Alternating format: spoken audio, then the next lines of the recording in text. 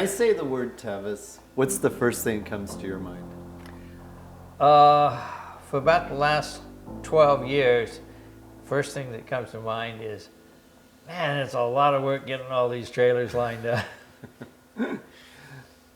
But I have been involved with Tevis for, well, since I rode it one time. Mm-hmm.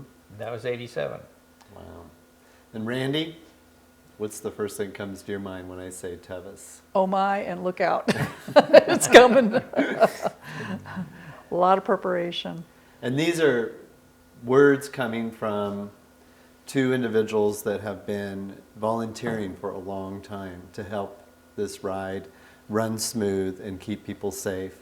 And Jon, you said it just recently, that it's a lot of work, and because you have been in charge of trailering horses out of the vet checks for quite some time.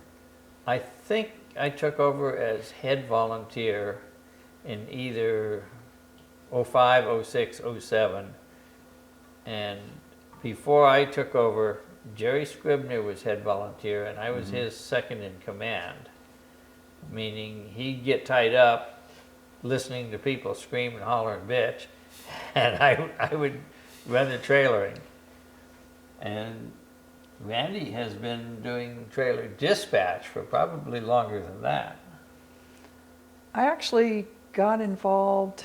It was you and Jerry were doing it, and I had listened to Liz Helm and Bobby Reagan with SOS at that intersection at Forest Hill. Laughed all day long on the radio. It was hysterical listening to the dialogue, trying to help coordinate parking. So the next year I volunteered, since I wasn't riding in SOS, I volunteered to man that station with the radio. And that was your first involvement with volunteering? There at Forest Hill. Uh-huh.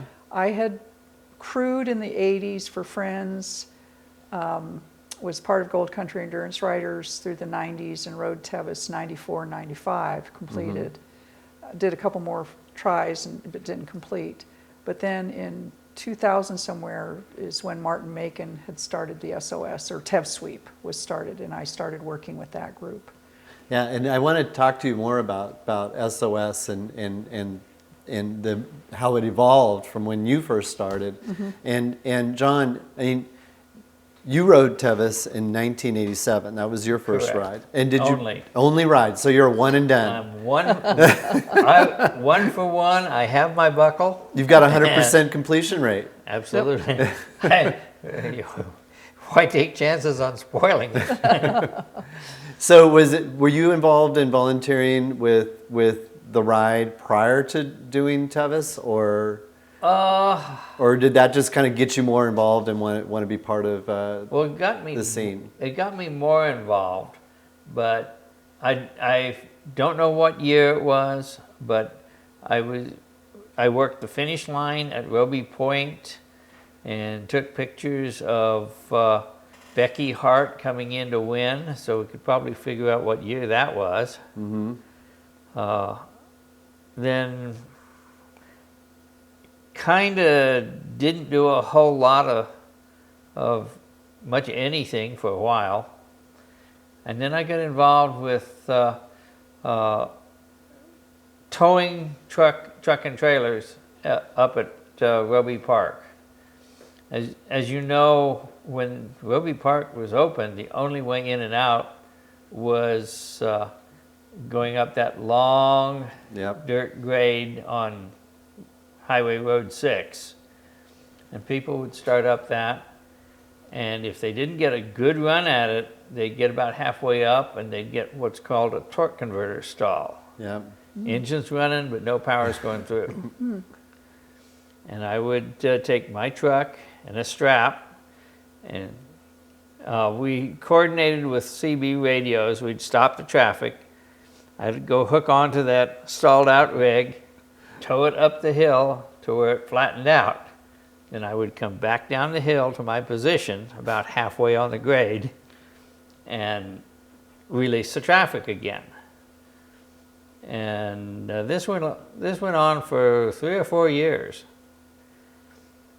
After that, I got involved with hauling horses with Jerry.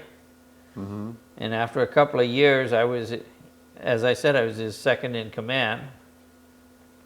Then he went off to bigger and better things, you know, Board of Governors and Right. whatever.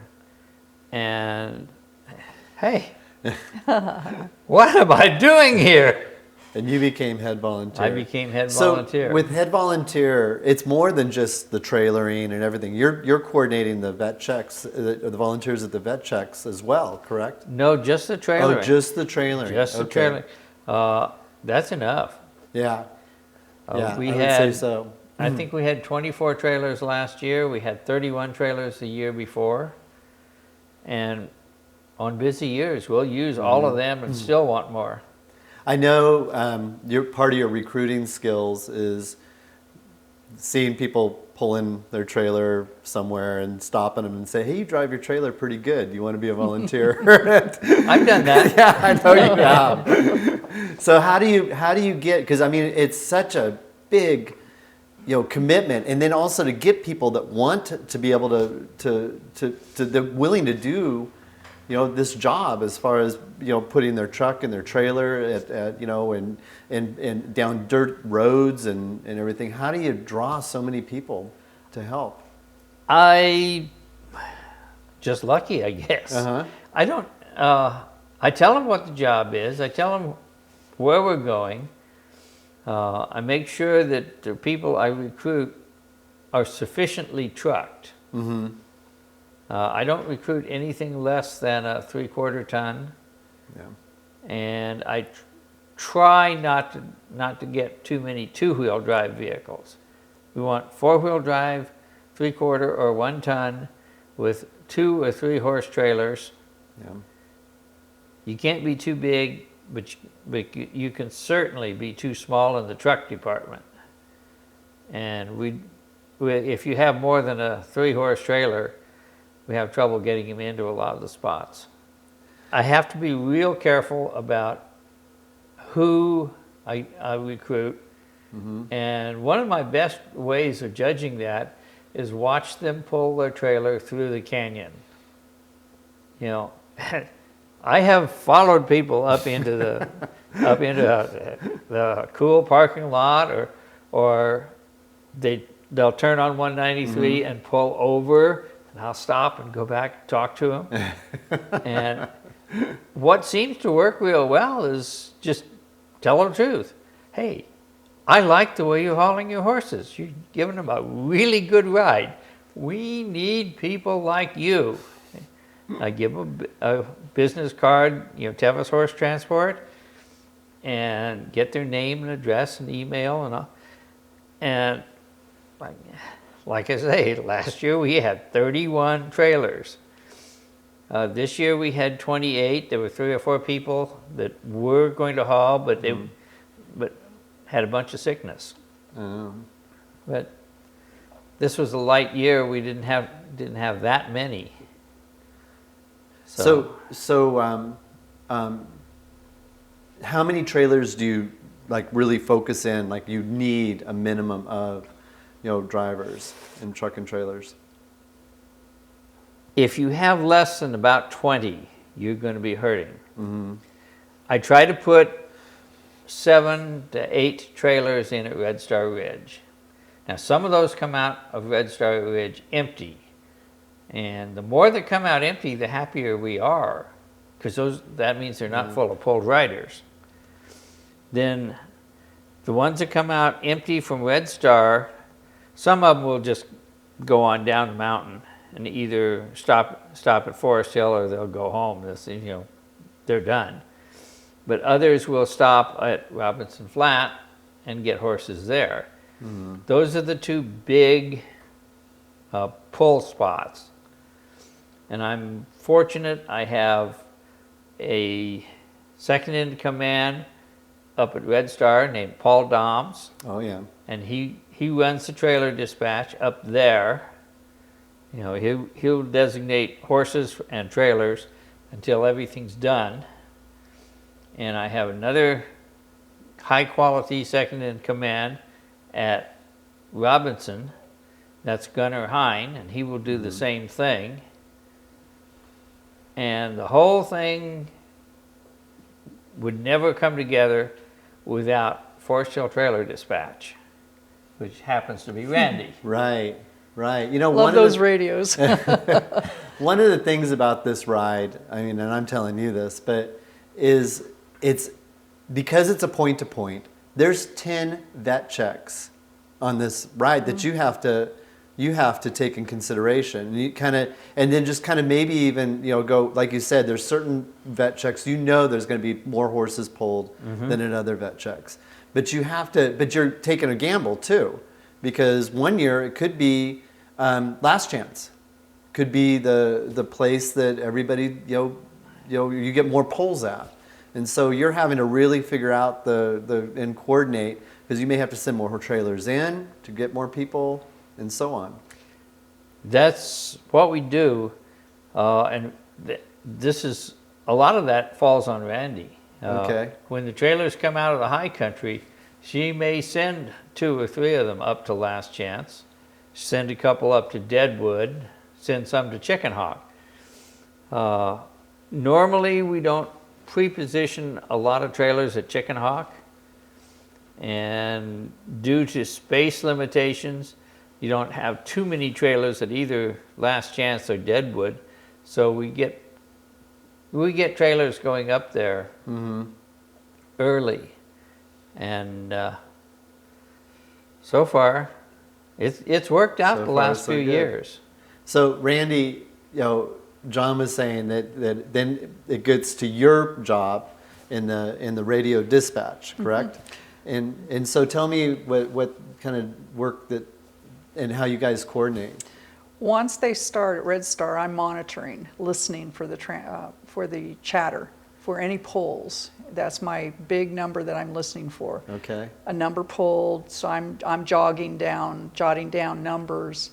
As the station gets closer, they'll say we've got 10 pulls. Okay, that's a nice number to know. How many rigs do we have up there? And I have a chart that he sends me of where he's positioned his guys and how big the trailer is, who's where. And then I start calling as the stations open. I call and check to see, is that trailer there? Did they make it? Because we've had breakdowns and somebody got sick, didn't show up. So I call each site as they open up down the trail to make sure the trailer is there. And if not, how many trailers do you have, which tells me how many slots. And we're listening all day long to the chatter on the radio to see who's pulled. That is incredible. We're talking a lot. Yeah, I guess so. I guess so. And, I mean, the thing about this ride is historically, this is why this ride is, so sought after, and that buckle is so coveted, because it has a 50% completion rate, which means that's a 50% pull rate. And those horses have to get back. Some need to be treated. Some just need to get to Forest Hill, to get their ride home. But that's your job, is to make sure, and the riders as well.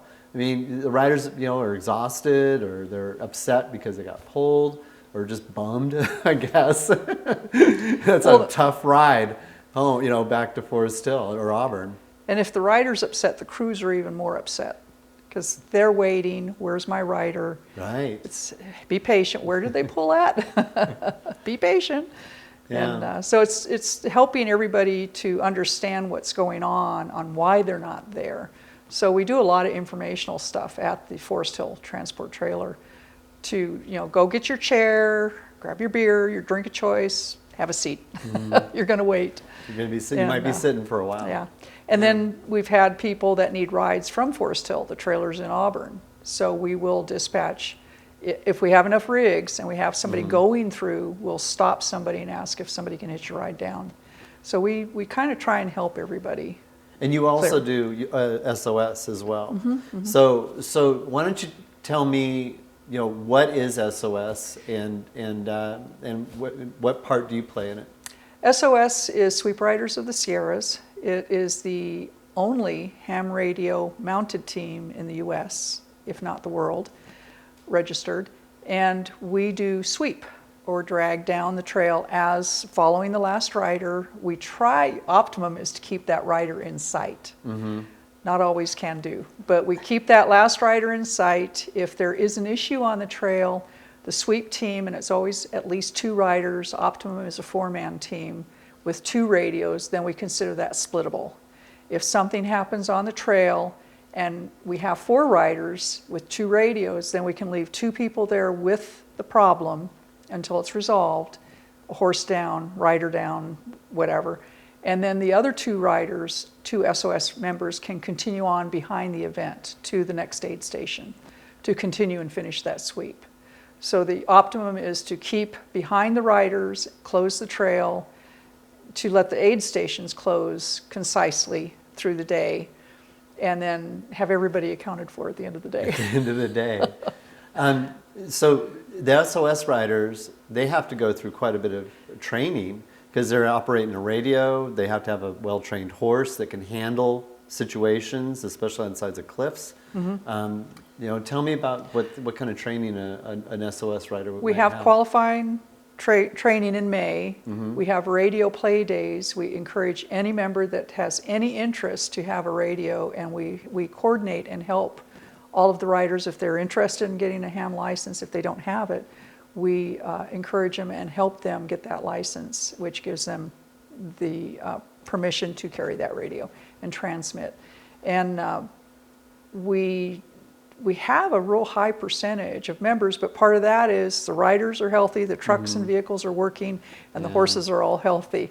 Bringing all of that culminating to the event, and that tells us how many teams we have at the end of the day. Do they have CPR training or anything like that? Do you have? We don't require that because of the responsibility. We encourage them to have it for knowledge, but we don't require it because of responsibility and liability.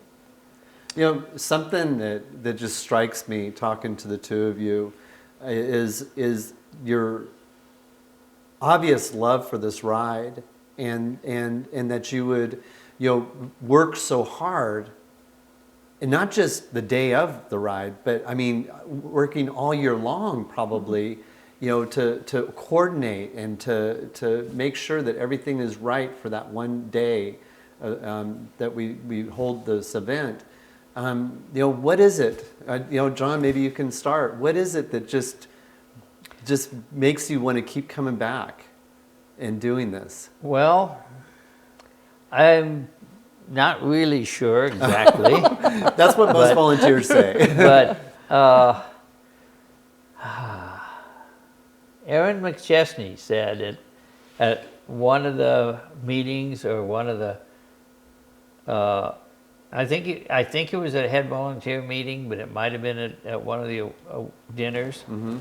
She said, "Tevis is like cocaine. One snort and you're hooked." And that is apparently true because probably 75 or 80% of my trailer drivers are returnees. Okay. They keep coming back. I don't know why I abuse them. I send them. Go off that cliff. It's amazing. They keep coming back, and I love them. There are people that I can say, okay, Tevis is coming up. I need you at Red Star, and they say, yes, I'll be there, and you can count on them. But why? Maybe Aaron's right. What about you, Randy? Addiction. My thing is, I always looked at work for a living, raise my kids. What could I do to help my community? And I've always wanted to give back, and horses were my love, but part of what could I use my horse for to do? So Tevis I'd always been interested in. So when I did it, I always volunteered. On the years that I didn't ride, I always volunteered. And I'm a trail rider. I love to do trail work. So I just look at it as something to help keep there for new people to try and enjoy that challenge and convert to the addiction. Absolutely. And get the youth involved into our backcountry. Get them off the web, get them off their radios and games, and get them outside. So I'm happy to see people outside and recreating. Absolutely. For people that I mean, I know what you're going to say, John, want to volunteer. What should they be looking for, and what would you tell them? If you just want to volunteer, there is always a spot for volunteer. There's approximately 800 volunteers. We have 35 to 40 in the trailering part. Less than that, actually. Randy, you have what, 3 people that help you? I usually try to have 3 people, and then I draft all the drivers that are waiting. Yeah, but So they're assigned work jobs. we have 25 to 35 people, and that's out of 800. So if somebody wants to volunteer, has any interest at all in it, we'll find them a job.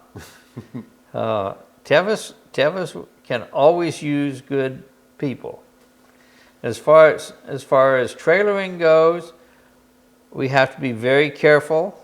We want drivers that will. One thing coming out of driver's flat in my instruction sheet, it says it's a lousy road. Remember, the horses are going to be like marbles in a coffee can. So go slow. Slow is good. Slower is even better. And careful, considerate, and of course having the right equipment and the knowledge to drive the right equipment. It's been, I would say, 10 years when one of our drivers was up at Red Star, and somebody handed Potato Richardson a beer, and he drank about half of it, and he handed it to the driver, and he left. I don't know where the beer came from, how it got there, but Potato had a half of it. He handed it to the driver, and the driver took one swig of it and said, "What am I doing?" and poured it out. Somebody saw the swig. Oh, no. And he got down to Forest Hill, and we had to fire him. Yeah. I'm sorry. The report was, and I believe you completely, but I still got to fire you. I'm sorry. Yeah. You remember that? I remember that. Yeah. So, Randy, you not only have been volunteering for all these years, but you mentioned that you rode the ride. What are your greatest memories of actually doing the ride? Do you have anything in particular that just always stands out? Just the fact that I made it. I had a partner I started with, and she ended up pulled at Michigan Bluff, and I was ready to quit at Forest Hill. But I was told to get back on my horse and keep going. And I was convinced, no, wait a minute, I had a partner here. But they talked me into getting on, continuing, and I'd done search and rescue for El Dorado County for a number of years. So part of that was, okay, I know the trail, I know how to do this, I'm not afraid of night riding, I can do this. But it was like, but it's awful big canyon out here. But anyway, I made it through and ended up riding behind Mickey Cohane at the time. And it was a group of 10 riders I could hear them coming, so I went ahead and pulled over, let them pass, asked them how many, and they told me, so I counted and then fell in behind them and asked if I could just tag along for a while. So I ended up following them for a while into Francisco, and they were very entertaining, laughing and hooting all the way down the trail. But it's just an awe-inspiring trail. It's so many beautiful parts to it, and that's where sweep, you get to do a section. So it's not quite so intense. Yeah. And we've had some of our riders that are not endurance riders, but they've come back later and said, well, now I can say I've done Tevis. Because they've done every section through the years. There you go. Over 10, the 12 years. years, they've done all sections. So it's just awe-inspiring. We all love it. It is. How about you, John? You're one and done. Well, my one and done involved I was riding this Rush Creek mare, and we'd gotten over Cougar Rock, and we're going along, and she tripped and went down and did about 30 feet on her knees, just bouncing along. And then she surged and came back up. And I got off and I looked, and there's no blood. She looked fine. She walked out okay. Got back on, went into, at the time, Red Star as we know it wasn't there. It was like Red Star this year. Yeah. Except it wasn't a real, it was kind of, there's water. Trot by. Trot by, I don't see you being lame, goodbye. And go do Duncan Canyon and come back up into Robinson. And my vet happened to be one of the vets at Robinson. So I got in line and I told him what had happened and how the mare seemed to be feeling. And he made me trot her out about 4 times. And he says, I can't see anything that would make me pull her. I suggest you just kind of take it easy, go on, take it easy, and we'll see. And between Robinson Flat and Forest Hill, as we went down the trailer, I could feel these little pieces of her clicking back into place. Oh. And, when I got into Robinson, she felt like shattered crystal. Aw. And then she started clicking back into place. Click, click. And got it. I get emotional about it. We got into Forest Hill and she says, I'm back. And when we got into Auburn, she went over to a hay bale after the lap. She went over, ate for about 5 minutes, and then she kind of shook herself and she lifted her head up and said, hey, Dad, Sacramento's another 50 miles. Let's go. God, I felt good. Oh, I bet. What a great, great story, John. Yeah. It was a great horse. Did you keep her the whole time, or? No, we were trying to breed her. Mm-hmm. And I had a little stallion that I was just starting. And we tried to breed her.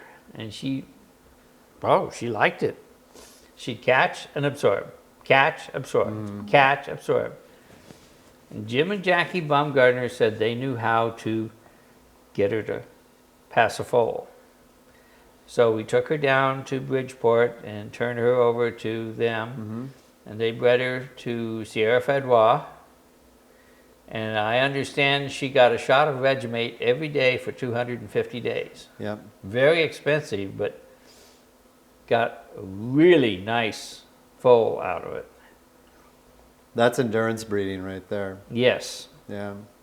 And then while she was there, a guy I know he lives in Southern California. He's up at the Bridgeport Ride all the time. He just fell in love with the mare. And, with a great deal of arm twisting, we sold her to him. And he took really good care of her until she died. I think she was 32 or 3 or 4 or something like that. But she had a very good life. She had a good long life. Yeah. Yeah. Well, Jon, Randy, I want to personally thank you for all the hard work you do for this ride and behind the scenes, and I'm really glad I got a chance to talk to you too this evening and get your stories. Thank you. So thank you, Jon. Thank you. Thank you. Thank you for you're doing a lot of work here. And I think this will help Tevis too. I think it will. Thank you. Thank All right, you guys, is that a good wrap? Okay.